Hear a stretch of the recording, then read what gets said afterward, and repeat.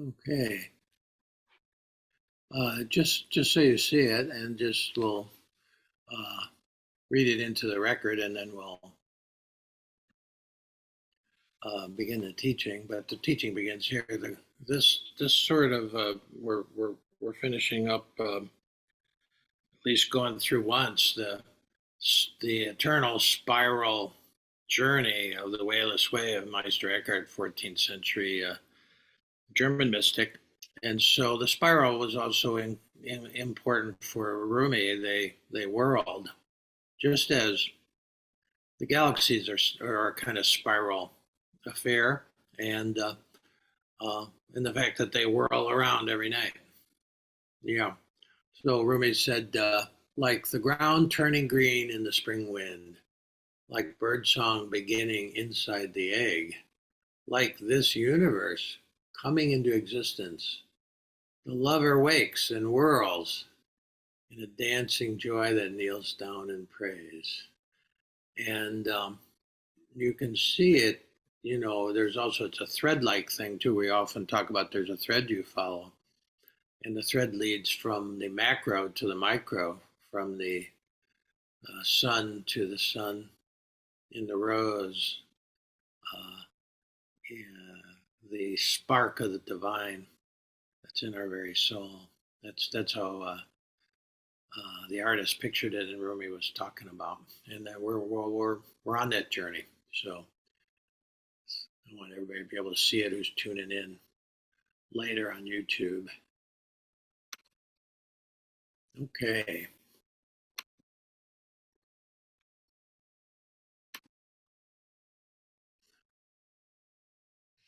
Well, just to recap, especially if you're just dropping in brand new, this eternal spiral journey that we're on, and it's eternal because we are a soul. You don't have a soul. Going back to something we taught on for about a month at one point, you don't have a soul. You are a soul, which means there's a part of you that's eternal, non-material. And so the soul is on an eternal journey. And this 74-year-old body is on a time-bound journey, as all our bodies are, and as all things are. So we've been going through this, and Eckhart sort of used the seasons because we know the seasons come around. There's a kind of eternality of summer, fall, winter, spring. There's a kind of eternality, although they change, and our winters aren't what they used to be, and our summers are hotter than they've ever been, at least in our lifetime. But even though this earth is a thing and is time bound, it's also a system. And at one time the earth was like entirely covered by ice, and one time the continents were all together, Pangea, and then they all start breaking apart. And long history, about 3.5-4 billion years that our planet's been here. So it's not eternity, but it's a pretty big picture. So we're just going around it just to get the sense, the rhythm of this dance. It is a dance. It's a 4-part dance, just like a waltz. And the first season, it's summer that Eckhart began with. And that was a time of great blessing. I mean, summer's when the crops grow. It's when everything becomes verdant. And it's a time of original blessing. And we hit those seasons, might not even be in the exact order we've got here, but these are seasons we can be in where everything is going right. Life is rich. And that was what he called via positiva. Everything is positive. All your ducks are in a row. We have those moments. That's the way of positivity. And that summer. And then we talked in the next week about the way of the negative. In other words, the way of darkness. When things fall apart. Can happen in a moment. You can go from befriending the light to have to befriend the darkness. Things change. It's Buddhism 101. Everything changes. Everything changes. which is why when the uh, Muslims refer to the divinity, they call it Allah. All means no, and La means thing. That this presence that is eternal is no thing. It's beyond things, trans change. Yeah, yeah. So they call it Allah. Okay, but things in this transactional life of time and space change all the time. Everything's changing. Okay, so that's fall, and you have to learn how to. I had a hard time early in my life befriending the positive. I was always waiting for the shoe to drop. Never would let myself get, really let the joy come up because, the next minute, was going to end. And so I actually had a problem actually befriending the joy and the light. Well, and then in the fall, when things fall apart, you have to befriend the darkness too. This is a spiral journey of befriending everything.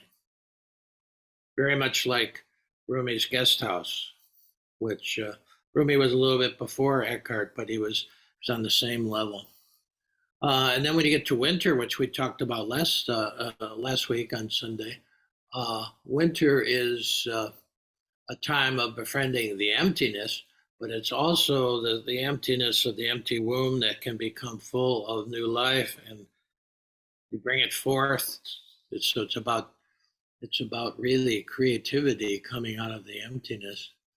We talked about that, and now we're into spring, and this is what he called the via transformativa. So he had the positiva, negativa, uh, creativa, and then transformativa, befriending transformation, which is you would think would be great, would be easy, but it's not. It's tricky because transformation means fundamental change, evolution, and the ego likes to hold on to what is, even if it's crappy.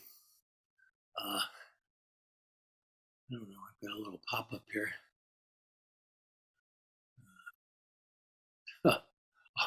Wants to know if I want to save this in Arabic. No, I don't want to save this in Arabic. The AI, here it is. I'm giving you more help than you need here. Okay, so those are the four. So today we're talking about really befriending this kind of sense that in spring it's a sense of transformation. The dead trees start to come alive and all that. It's not here yet, but it's probably not far off. But that really means personally to, as human beings, befriending the co-creation that we're part of. And we'll talk about that. That we're part of this whole process or part of this whole mess, which is more to the point. So I really want to use a couple poems, a real old poem from my very first book that came out 2005, but this poem was written long before that, so I'd say it's somewhere around 25 years old, but it's still true. And wrote this early when I was teaching, my teaching career. We had moved here. We had a outside dog at that time, Haiku, who was a English Springer Spaniel, and he was getting old when I wrote this poem. And it was when I was taking walks in the dark because I was teaching, and at 6 o'clock we were getting ready to go to school and around the road. So to walk the road, I would walk it in the dark. So this is the hunt. Orion hangs low in the southern sky, diamond sword dangling like beckoning eyes, just above the tops of shrouded poplars, as I begin another night walk, another ritual. What's the difference between routine and ritual? What's the difference between getting a life and hunting one? Because if you could just walk right into Taco Bell and ask the girl behind the counter for one life, extra large, minus the grief, please. Near blind and crippled with arthritis, Haiku still walks the dark road with me, an old dog, but still moved by visions of the hunt. I began this poem 30,000 years ago in the caves of Altamira. It will never be finished. I began this poem 30,000 years ago in the caves of Altamira. It will never be finished. Yeah. So we'll reflect on that for a little bit to start us off with Eckhart. Uh, began this poem 30,000 years ago in the caves of Altamira. It will never be finished. Altamira is one of the earliest caves we discovered where people took something that was on the inside of them, a dream, a vision, or whatever, and they put it on an outside surface. Paper was not yet available, or certainly not, you know, MacBooks and all that kind of stuff, but or typewriters. This was it. This was the beginning of art. This was the beginning of poetry. It was the beginning of that third stage where you bring forth something from within and put it on an outside surface. And that we find out now that it happened all over in all the continents. I save Antarctica. We haven't found any snow caves with penguin drawings yet, but who knows? But it was about the same time. It was like a time release thing with evolution, 30 to 40,000 years ago, all over. Human beings started going down in a kind of spiral journey down into the earth. Nobody, they didn't see it as breaking news that this is something we should do. It's something in terms of evolution where they went down into the earth to put these visions and essentially what was going on down inside of them onto the surface. And it was a ritual, and it was sacred, and it had great meaning for them because it was very dangerous to do that. They didn't have our spelunking kind of equipment at the time, headlamps and all that. They were burning rushes or whatever, and it was probably people died in the process. But that was the beginning of it. Beginning of and evolution leapt at that point. Once you start taking something from the inside and putting it on the outside surface, there's a feedback to you, but then also other people see this. See, and that was, boy, it was like a super kind of propulsion thing for a whole human evolution. And 30,000 years is not very long in terms of evolution. And now, here we are. We're seeing each other. We're talking to each other. That started this whole creative thing, this co-creative thing that's going on, you see. And there's no end to it. How it ends is we don't know. We're sort of at a crossroads with what this creativity means, and where it's leading us. It's very interesting because what Eckhart gave us was, he was a guy in the 14th century, and somebody asked me, like, well, why are we studying some guy in the 14th century? Well, good reason. Brother Patrick, who was Merton's secretary out at the monastery, and when Merton died in Bangkok in Asia on his Asian trip, one of the things that came to, all of his photos he was taking with his 35 millimeter came back, but also his journal that he was keeping. And in the final pages of the Asian, what's known as the Asian Journal, when you buy the Asian Journal, read it, you won't see this, but too bad that Brother Patrick didn't put a note or something. But in the final pages, the last things Merton wrote on this earth, and it was scribbled in the margin several times, Patrick said, he said, Eckhart is my lifeboat. He was talking about Meister Eckhart, who he was reading at that time, along with all he was carrying. He brought about 12 books with him, and when he finished a book, he gave it to somebody because it was like heavy going. And but he brought Eckhart with him, and he was reading him at the end of his life because Eckhart was just starting to come out after being banned for 600 years. And Eckhart is my lifeboat. He was writing in the margins. Eckhart is my lifeboat. Now, what he was talking about there, I mean, that's important to look at because he was certainly as involved and as big a mystic as Eckhart, but Eckhart he felt was his lifeboat. Why do you need a lifeboat? Well, because the Titanic's going down. And that was happening not only in the 14th century, it was happening in the 4th century. Merton wrote, he gave us translations of what were called the Desert Fathers, guys who in the 4th century left the big cities of Egypt and Syria and Palestine. They left the big cities and went out to the desert because these are Christians. Because at that point, the whole Christian movement got in bed with Rome. And it was like the Titanic went down. And so they went into the desert.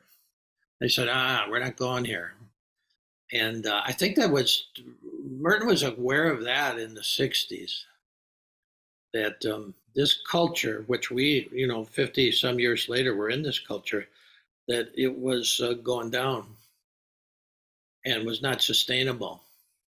The Titanic was unsinkable. Everybody thinks that about their culture.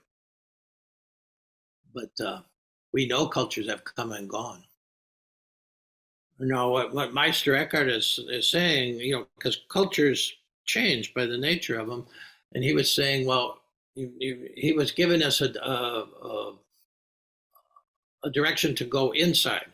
He was actually, in all of his writings, he was describing the inscape, not the landscape. Landscapes out here. Painters eventually start thinking that was worth painting about later. In art, they painted the landscape. But he's given us word pictures of the inscape. In other words, what it's like to go down into the cave of the heart and actually to the depths of that cave. Yeah. And this is back then. It was a remedy for the madness in the culture. The culture was falling apart. It had 3 popes, so the culture, which was primarily Roman Christian at the time, Roman Catholic, was falling apart. Well, you can feel the same thing. Where the Roman Empire is gone, but this is the American Empire. We're living in it, and you can see how it's changing. How it's certain parts of it aren't functional anymore. So it's, but this is still the inscape here. It's the same as it was when the early primitives were going down in the landscape, in the earth, to put pictures of what they had in the inscape. You see, and to value that. And that's a remedy. Now, also, why did they go down? Well, it's a remedy for the shallowness of a culture. Cultures only go so deep. The problem with our culture, at least in my view, is it's like a quarter of an inch deep. It can't even sustain. There's very few plants that grow with that kind of shallowness, and I think our culture is sort of crazy. That's just my point of view. You might think it's great, but it's just, and I think it's very much like the 14th century. They had a plague, just like we had a plague. They had institutions they believed in crumbling, and he was showing us a way to connect with something that's in each of us. And again, the soul would be in the deepest part of the cave of the heart. And so he had a kind of spiritual, anthropological, archaeological look at this inscape and say, look, you're a soul. Soul has a body, it has a mind, and it has a heart. They all have different functions. Working in concert is great. I didn't have a body for my first 20 some years. The only time I really had a body is when I was playing basketball. I knew I had a body because it was hurting, most of the time. But, I could dunk at that, I could dunk at those days, that kind of thing. But after basketball, it's just, it educates the mind. I was like a head on a stick for probably my first 21 or 22 years until I started sitting in Zen meditation. Then all of a sudden I had a body again. And the guy who taught me it was all about being in a body, reclaiming that. I had the mind part, and I didn't have the soul part. I didn't have the heart part. I mean, I had a heart that would resonate with things, but there were no teachings about it. You see, so we're trying to reclaim this whole inscape of, you know, a body, a mind, and a heart, something where you can take those. They're like tools in a way, and so there's certain situations that the mind and the body can't deal with, and you take them to the heart. And then all of that together is the soul. The soul is kind of like a trinity. It's the collection of these three parts of ourselves that are constantly interacting. Okay, uh, and we're talking about uh, co-creation now. We're talking about when you really study this, it gets to the point where you start to understand yourself and your potentiality. Everybody has these three things, and everybody has a soul for the more, which is the integration and the harmony of these three things. And then you got a terrific amount of power because in your soul, according to Eckhart, there's the spark of the divine. Okay, the spark of the divine. So you have a part of it's just like the spark of the Big Bang. You have a lot of power. Now, culture is not our culture doesn't necessarily empower people equally, and certain people get empowered, but a lot of people don't. People of color don't get empowered. Women don't get empowered. Uh, white men in our culture get empowered. So that's a lot of disempowerment. That's part of the problem. Now, co-creation is tricky because we have an immense power. I mean, here we are. The beauties of our intelligence, make it possible for us to be on this communication together. It's an incredible thing, incredible power in a laptop. It could do more things than the UNIVAC, the original thing that was like rooms long. The original computer. We have power in it. We have powers in it. Just walking around with us. We have a terrific amount of power. But what do we do with it? See, that's the deal. You can build a solar panel. You can build atomic weapons. When they discovered penicillin, that was the end of the Black Plague. They tried burning witches and women and Jews and gypsies. Everybody, that was none of it worked. But they found out it wasn't anything like that. It was just a biological thing, and penicillin ended that epidemic. You see, and somebody did. Science invented that. Science found that. So you can be producing the next cure for something, or you could be producing fentanyl to make people junkies and stop their hearts. So this immense creativity we have can be used to heal the planet, to heal one another, to raise everybody up to a level of justice where everybody is treated like they have the same potential. Yeah. Or it can be used to destroy the planet, which it is. And so Eckhart had this image of this co-creativity, this incredible force that we have that could destroy a planet, could destroy a city. I mean, Gaza is about the size of Detroit. It has 4 times as many people, so it's one of the densely packed, most packed place, and it's just being bombed 24 hours a day now for over 3 months, and the people under the bombs, it's just awful. And those bombs are made here, most of them, 22-ton bombs, 20-ton bombs, boom, and we're sending more of them there. It takes a lot of creativity to do these munitions, but see, so creativity by itself is one Trident submarine, and we have, I don't know how many we have in our fleet, but one Trident submarine has enough nuclear weapons on it to end life on Earth. We have a bunch of those flying, going around. That's great. That's immense creativity. But so Eckhart, he gave this image. He says that the creativity has to be, he said, like a horse, very powerful. When uh,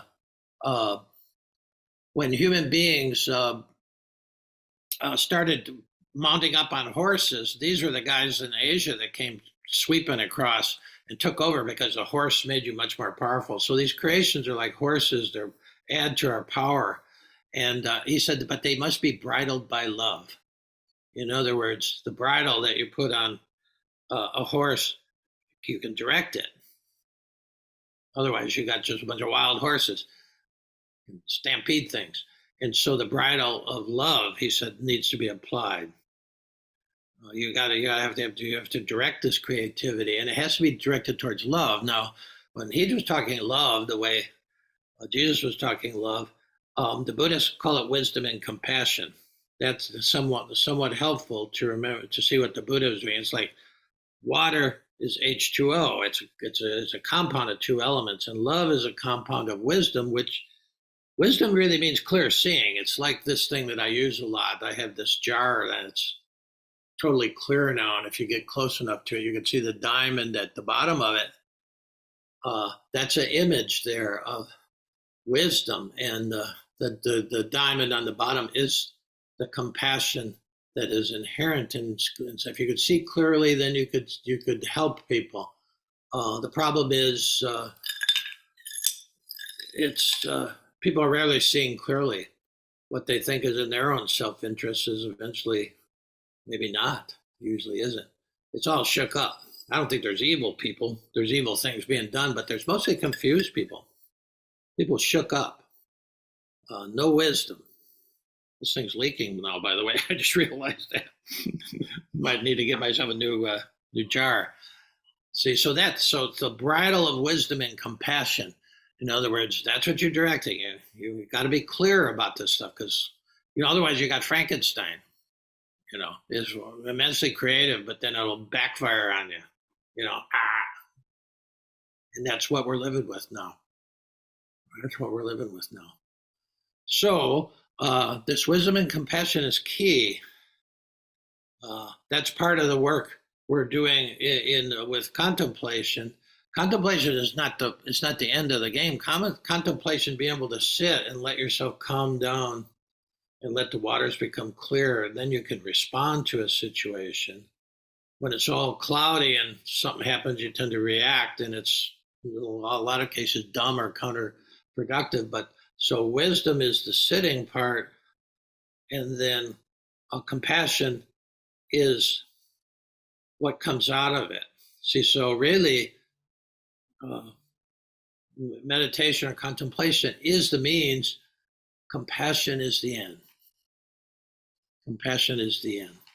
Merton, in his last talk, on the last day that he was alive, towards the end of the talk, he said, the whole idea of compassion is the keen awareness of the interdependence of all living beings, which are all part of one another and are all involved with one another.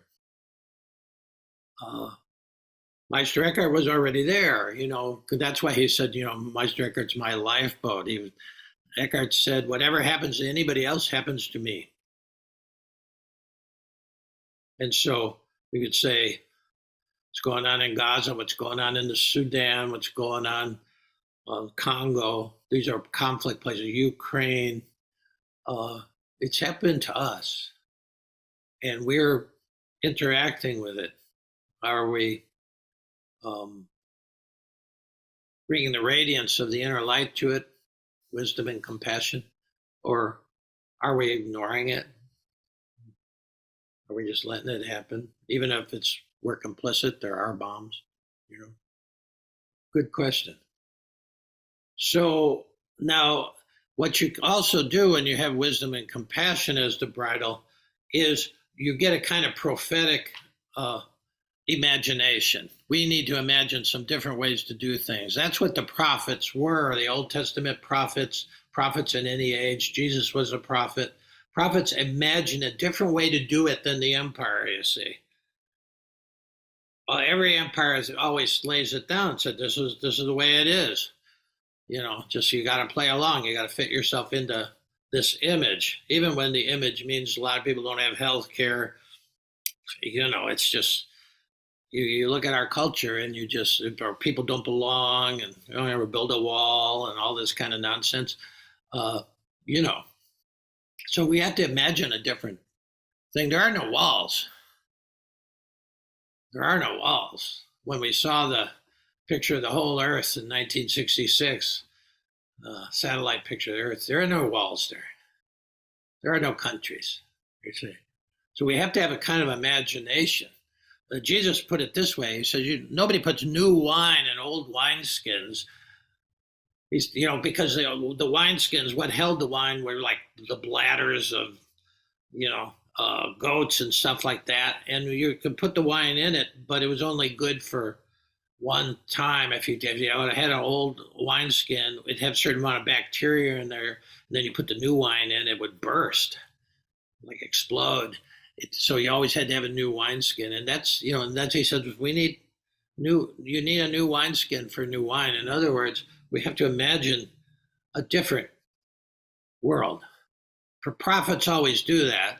And, in the Old Testament, all the prophets were killed for doing it. Dangerous to be like speaking the truth to power. Who said, no, it's got to be this way. Well, I think it could be better if it was this way, And so there's always a bit of a struggle going on in terms of trying to imagine a different way. But Jesus had the great metaphor for it. You don't put new wine into old wineskins. New wineskins for new wine, he said. Yeah. So in reading Eckhart, and many of the books I'm reading, a bunch of books at the same time, Matthew Fox was key in bringing Eckhart into the world, and even to Merton, actually. And so when he looks at Eckhart, he sees he calls them the 4 E's. This would be the wineskin Eckhart was talking about, and it's a pretty good wineskin. He saw it in the 14th century. The 4 E's, he says, first of all, we need a deeper ecumenical movement. In other words, we need to have interspirituality. You look at this country now, they want to have it to be a white Christian nation. Well, what about all those other people who aren't white or aren't Christians? Get out. I don't know what that means, but that's where we're heading. We're heading this kind of totalitarian think. And he's saying, no, even in the 14th century, we needed to have. And so that's why he listened to nuns. He preached to nuns. He was with the Beguines. That was a new movement, another way of spirituality. That was part of his problem. The church didn't like that. And so, we have gay people, transgender people. People have always lived, but now they're actually coming out. We're saying, well, can we include these people? Can we include atheists? Can we include Muslims? Can we include, Buddhists? White Christian nation. So that's dangerous. And so he was saying the opposite, that we needed a deeper ecumenical movement, because he understood that, the way to understand interspirituality is, you see a bunch of wells and they all look different. But when you go to the bottom of the well, it hits the same underground stream of wisdom and compassion, which he called God. And see, so it's important to understand your well, and and then you go down that, but you're hitting the same thing in the end. Merton understood that. He was a man of interspirituality. Dalai Lama's become that.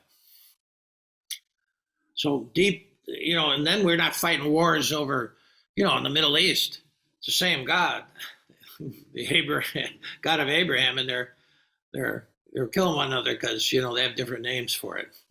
We got to get past that. So deep ecumenism, a deep ecology would be second on. We understand that we're one whole earth of interlocking systems. As Merton said, that's compassion, that we're all connected to everybody else. And we can't violate that. We can't just clear out the rainforest and put more cattle in there. We just can't do that. We're harming the the web of life. And so he was into that, and that's part of the embracing uh,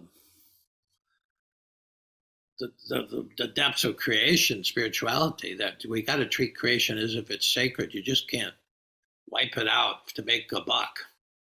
So we need that. We need deep economics. You can watch the Wall Street Journal thing, or you can watch MSNBC Business Channel or whatever. When do you ever see one of these talking heads ever ask the question, what's an economy for? Have you ever seen that? I bet you haven't, because I've never seen it. What's an economy? They keep talking about the economy and what's going up, what's going down. But whoever asks the question, well, what is the economy for? That's what a prophet does. And if you have thought about it for 2 seconds, it should be for an economy should be for everybody, not just for a few. Right now, we have the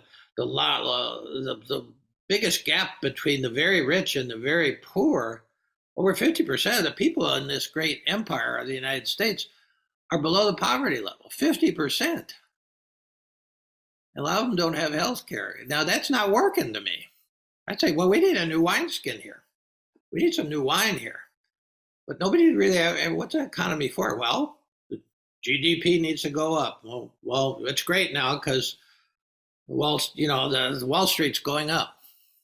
But not for a lot of people, it's not. So what's an economy for? That's a deep economy. You ask those questions, and you also say the economy cannot be at the expense of the ecology or the soul. Certain things we shouldn't do because, like bombing whole populations. It's not even about politics, it's about humanity. And then finally, deep education, which is close to my heart, was close to Eckhart's heart. I was raised by Dominicans. I'm a teacher still, and he was too. He was a preacher, a teacher, and a preacher, and that's what the Dominicans do. And when you look at our education system, it's not because educators don't want to do it. It's complex. It's complex, and the way it's going now is there's more things we don't teach about at all. And a deep education would be to do what we're doing now. Educare, Latin word that education came from, meant to bring forth. So a teacher is to interact with students and help them bring forth their own ideas, their own response to what's going on out here. That's how I worked for 30 years at the classroom. I'm amazed. I don't think I would make 3 years in the classroom now teaching the way I taught, but I lucked out when I was. But that's what we're doing here. This is real education, because you have to find out how you resonate with whatever is happening on the surface of things and then bring that forth. And then you have a chance of actually responding rather than just all this reaction. We're a very reactive country now. And you don't get far with reactions, because reactions are like you're all shook up and you just blindly do something. Look what the reaction to just October 7th in the Middle East was. The whole thing is building up to like a powder keg now. Wasn't the response? Yeah. Mm-hmm. So, yeah, that's that sort of gives a look at it. And I'm going to read a poem to end. That just came out of working this week, because I've got a college girl that I'm working with. She just graduated from college. She's the youngest person I'm working with on a regular basis, and she's reading Eckhart Tolle's The New Earth. Eckhart Tolle was named for Meister Eckhart. His parents were Meister Eckhart fans, Germans, and she's reading The New Earth. And so I sent her this poem already, so I'll read it for you. It'll be in the Monday thing, but I think it sort of gets to the point of Eckhart. And this is really it's called A New Day for a New Earth, and I have a little byline under it, co-created with Saint Irenaeus, you might have no knowledge of, but he's one a great saint, and Meister Eckhart and David White. All three were sources for this poem. They sort of all, and that's the whole idea. We're learning to co-create, to take wisdom from other sources and then make our own creation. And so this is how the poem goes. It's a short one. We have enough time to do it, and then we'll take a break. A new day for a new earth. Just maybe, God became human so humans could become divine. Just maybe, God became human so humans might become divine.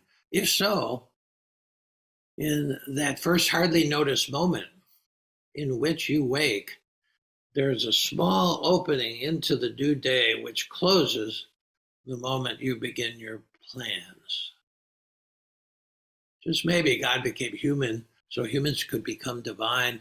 If so, in that first hardly noticed moment in which you wake, there's a small opening into the brand new day that closes the moment you begin your plans. What you can plan is too small for you to live. What you can live wholeheartedly will make plans enough for the spark hidden in the ground of your soul. What you can plan is too small for you to live. What you can plan, what you can live wholeheartedly will make plans enough for the spark hidden in the ground of your soul. To become divine is to befriend both the suffering and the joy while bringing forth what is hidden and carrying it as a gift to the beloved on a brand new day for a brand new earth. To become divine is to befriend both the suffering and the joy while bringing forth what is hidden and carrying it as a gift to the beloved on a brand new day for a brand new earth. Yeah. Just maybe God became human so humans might become divine. That came from St. Irenaeus, a second century bishop, in quotes, because all the Christians were living underground, But he was in an underground community in Konya, which a millennium later was where Rumi ended up. Interesting. In Turkey, he was a kind of head of a bunch of underground churches in Turkey. But he said God became human so humans might become divine, talking about the incarnation with Jesus. You know, and if that's where evolution is leading, according to that thought. And if so, in that first hardly noticed moment in which you wake, there's a small opening into a new day. How many times do you get up? Gee, I spent decades getting up and in a panic because I saw the to-do list and start hurrying, trying to get it done. Because I would wake up with fear, as Rumi talks about, because I saw the things I had to do that day and I didn't think I could do it. This is a different thing. He said that first hardly known moment in which you wake. This comes from inspired by a poem by David White, What to Remember When Waking. He said that first, the hardly noticed moment in which you wake, there's a small opening into the new day, which closes the moment you start going through your to-do list, setting your plans. What you can plan is too small for you to live, ultimately. And so we're once I do my to-do list, then I'll live, get through Friday and then we'll live on the weekend. Well, this is the opposite. What you can live wholeheartedly in this moment will make plans enough for the spark hidden in the ground of your soul. We've got it backwards. To-do list should be secondary. To become divine is to befriend both the suffering and the joy while bringing forth what is hidden. If we don't bring, and that what is hidden is that spark, from Eckhart's point of view, is your uniqueness, is your unique way of radiating that light, that there's a spark there. We all have a unique way to radiate that light into the planet, into our environment, into our families, into our communities like this. Uh, and Viva la difference, viva la uniqueness, you see. Uh, but we have to bring it forth. Otherwise, we're just copying somebody else, and that's not light filled. The radiance is inestimably unique, but that's our job, to bring forth what is hidden and carry it as a gift to the beloved. And the beloved is this community. The beloved is your wife, is your family. The beloved is the whole planet. We have our unique light to resonate out, to radiate out into the world. Eckhart wrote a lot about radiance, but that radiance is always there, but it's up to us to bring it out. And then we'll have a brand new day. And then we'll have a brand new earth. We got 8 billion of us here. We got 30 of us here. That's the work to start. Well, it's 10, so it's a little bit after 10:02. We'll take a break till quarter after, and then we'll get together and sit deeply with all this and with whatever else is going on with you. So take a break, and just take a rest from words. And I'll see you at quarter after.